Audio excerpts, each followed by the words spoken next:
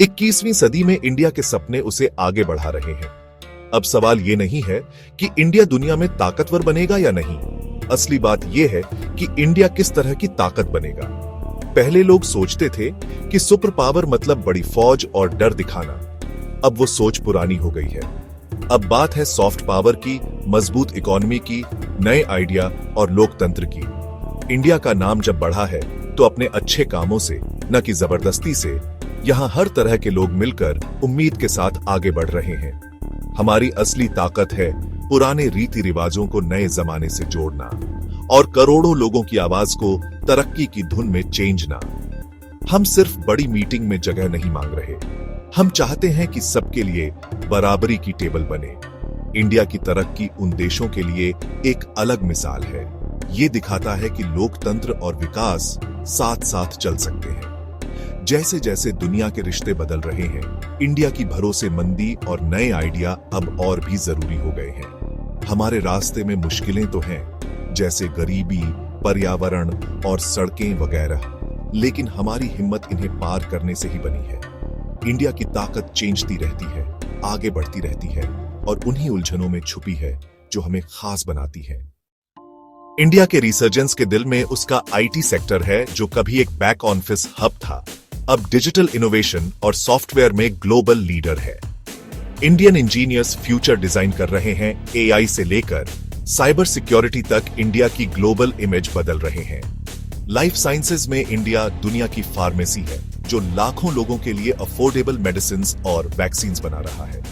यह सिर्फ बिजनेस से ज्यादा है, यह एक ह्यूमैनिटेरियन कंट्रीब्यूशन है जो दुनिया भर में हेल्थ केयर को एक्सेसिबल बना रहा है।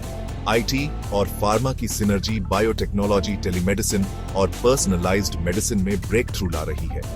इसरो के स्पेस मिशंस कम लागत में हासिल किए गए इंडियन इंजेन्युइटी दिखाते हैं और सभी सेक्टर्स में टेक्नोलॉजिकल प्रोग्रेस को बढ़ावा देते हैं। इंडिया साबित कर रहा है कि वह दुनिया के सबसे एडवांस्ड साइंटिफिक एरिनाज में कॉम्पीट कर सकता है और लीड भी कर सकता है। डिजिटल इंडिया मूवमेंट ने लाखों लोगों को जोड़ा है, इंफॉर्मेशन और सर्विसेज तक एक्सेस को डेमोक्रेटाइज किया है।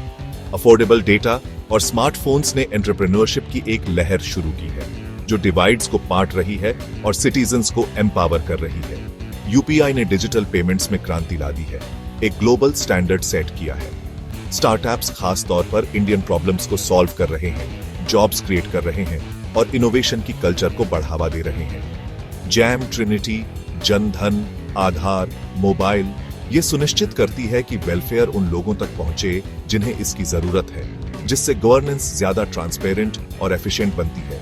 ई गवर्नेंस और digital infrastructure public service delivery को बदल रहे हैं। 5G, IoT और स्मार्ट सिटीज के साथ इंडिया अपनी इकोनॉमी को डिजिटल युग के लिए फिर से तैयार कर रहा है। यह मोमेंटम इंडिया को डिजिटल इनोवेशन में एक ग्लोबल लीडर के रूप में स्थापित करता है। इंडिया की सबसे बड़ी एसेट उसकी यूथ है। आधी से ज्यादा आबादी 25 साल से कम उम्र की है। चेंज ऑफ के लिए एक डायनामिक फोर्स।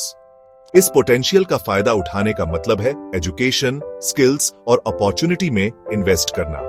नए IITs, IIMs और वोकेशनल ट्रेनिंग पर फोकस यूथ को मॉडर्न इकोनॉमी के लिए तैयार कर रहे हैं।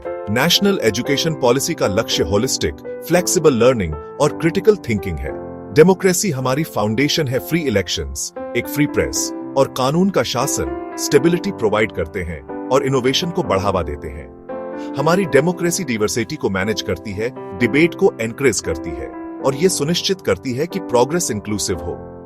यह ओपननेस, क्रिएटिविटी और सेल्फ करेक्शन के लिए जरूरी है।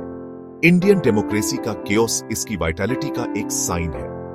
यही डेमोक्रेटिक सोल है जो इंडिया को उसकी यूनिक ग्लोबल स्टैंडिंग देती है। वर्ल्ड स्टेज पर इंडिया की आवाज पहले से कहीं ज्यादा कॉन्फिडेंट और इन्फ्लुएंशियल है।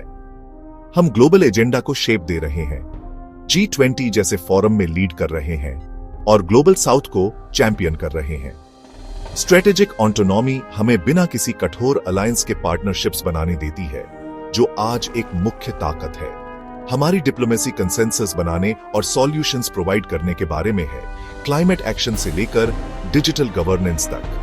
2047 तक एक डेवलप्ड नेशन बनने का रास्ता एम्बिशंस है, लेकिन फोकस और इनोवेशन से अचीव किया जा सकता है। इंडिया का उदय वर्ल्ड ऑर्डर को एनरिच करने का एक अवसर है, उसे धमकी देने का नहीं। हमारी ताकत हमारे एग्जाम्पल में है, दबदबे में नहीं। सदी की कहानी अभी भी लिखी जा रही है और इंडिया लीड करने के लिए तैयार है।